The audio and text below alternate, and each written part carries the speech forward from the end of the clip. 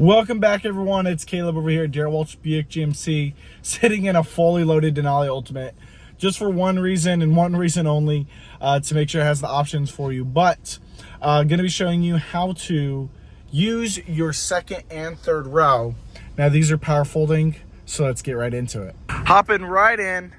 Once again, Denali Ultimate, so it's got the pretty interior. But for the second row, to adjust them, you have one lever here that makes the seat go forward, and you pull it and it makes it goes backwards. Now you can stop it at any point and you can adjust it to your desired position, and the more you move it forward, the more leg space the third row gets.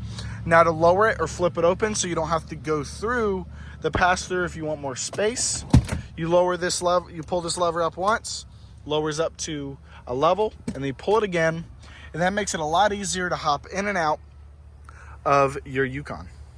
Now as for the third row, if you haven't seen my prior video, I did it where the second and third row were strictly only manual. It didn't have the buttons here. Now it does depend on what trim level you get. Most SLTs and some AT4s won't have this powered second or third row.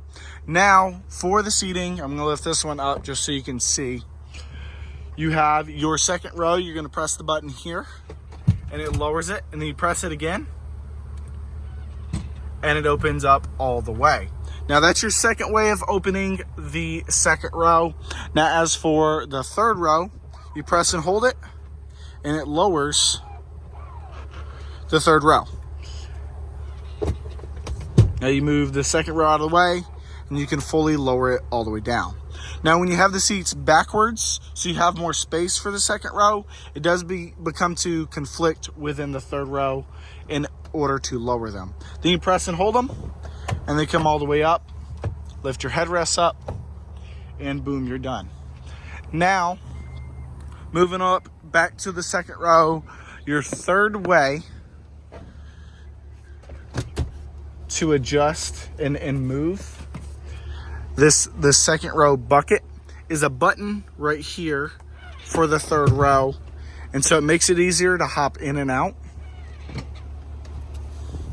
me go ahead and move this box here.